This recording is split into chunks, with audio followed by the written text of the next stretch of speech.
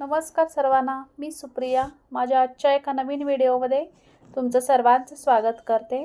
आजच्या व्हिडिओमध्ये मी बाही कटिंग दाखवणार आहे. म्हणजे जुन्या ब्लाऊजवरून मापे घेऊन पेपर कटिंग कशी करायची बाहीची ते मी दाखवणार आहे. आता इथं बघू शकता तुम्ही, मी पेपर घेतला आहे आणि जुना ब्लाऊज घेतला आहे. हा आजचा व्हिडिओ खास ज्या नवीन शिवण क्लास सुरू केला आहे किंवा ज्यांना बाही कटिंग करते वेळी खूप अवघड होतं, म्हणजे कटिंग करायला खूप जड जातं, त्यांच्यासाठी खास.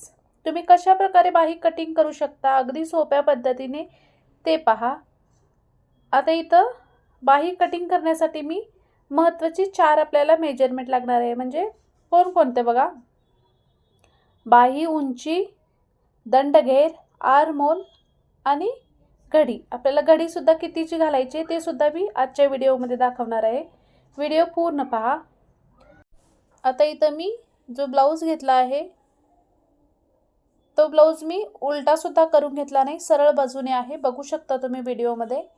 आता या ब्लाऊजच्या हाताची उंची किती आहे ते बघायचे अगोदर, म्हणजे बाहीची उंची किती आहे सर्वात आधी ते बघायचं. आता जी मी बाही घेतली आहे ती इथं फक्त 5.5 इंचची आहे, तर मला 7 इंचची पाहिजे, त्यासाठी मी 7 इंच घेणार आहे.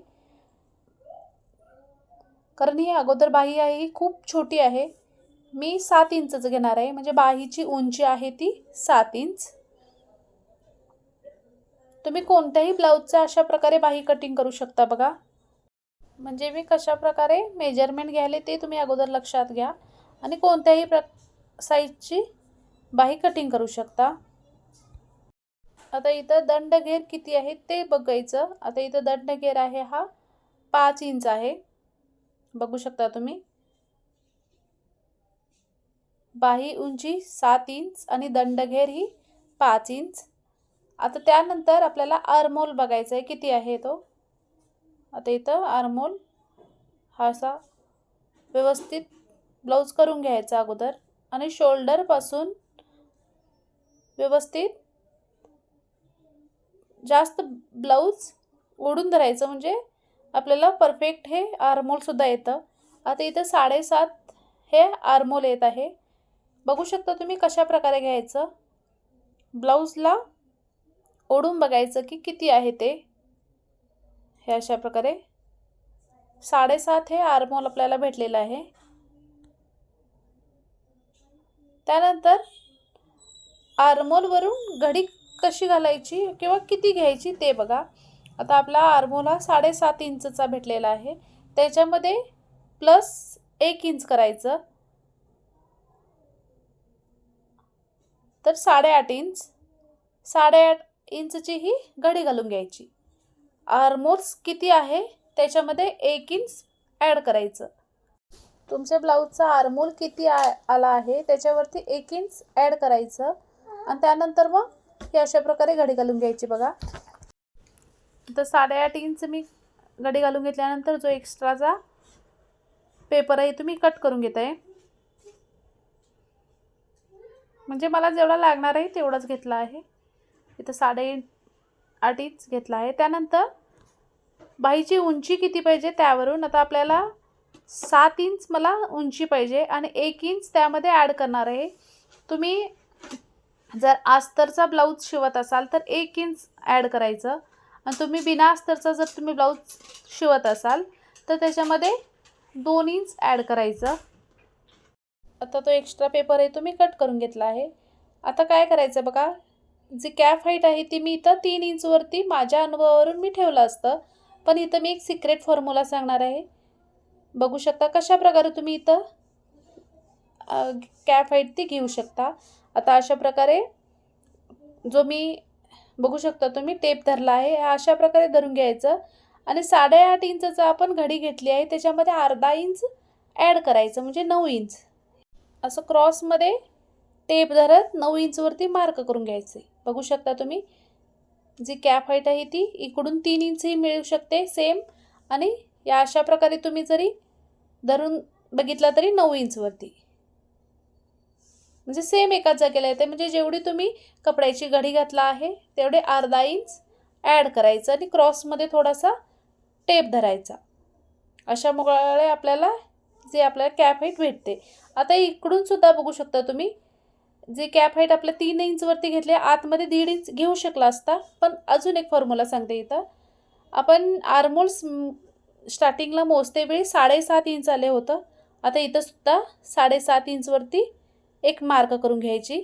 म्हणजे आपण ब्लाऊजला मोजते वेळी 7.5 इंच आलं होतं आर्महोल्स, आणि इकडून सुद्धा 1.5 इंच बघू शकता. म्हणजे दोन्ही प्रकारे तुम्ही मेजरमेंट करून घेऊ शकता. ज्या मैत्रिणींना समजत नाही त्यांच्यासाठी सांगालोय.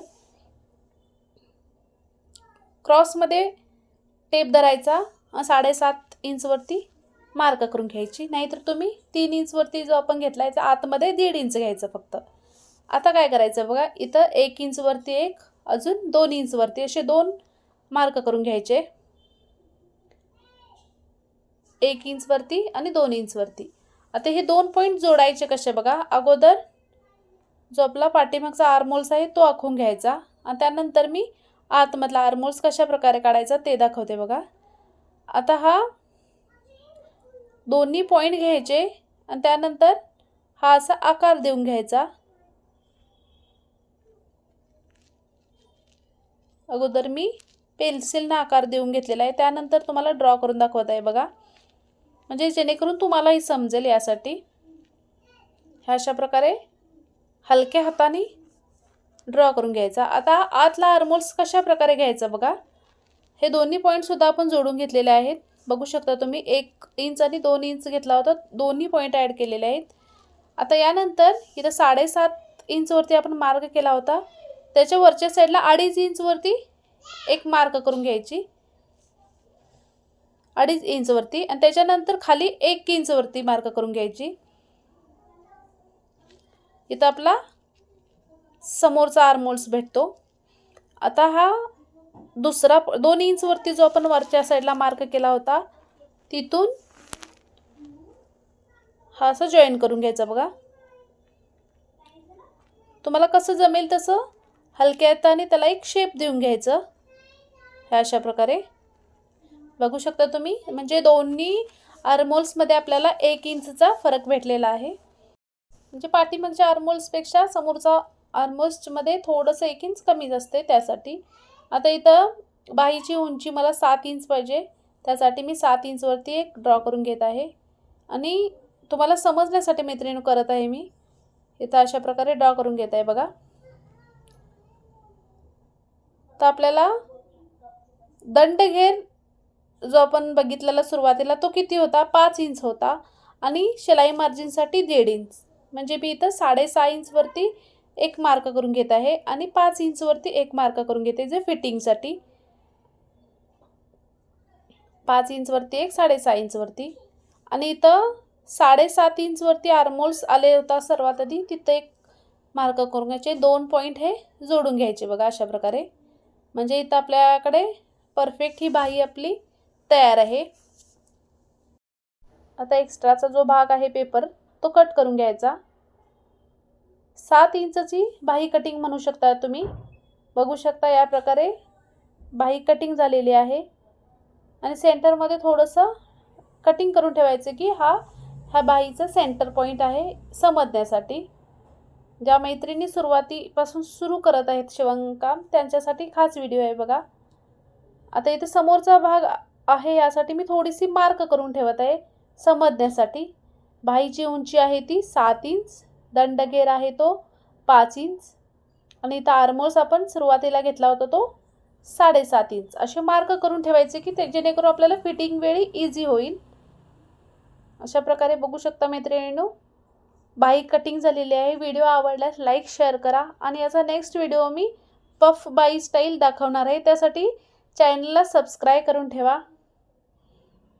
आणि आजचा व्हिडिओ कसा वाटला नक्की सांगा. भेटूया पुढच्या व्हिडिओमध्ये. तोपर्यंत धन्यवाद.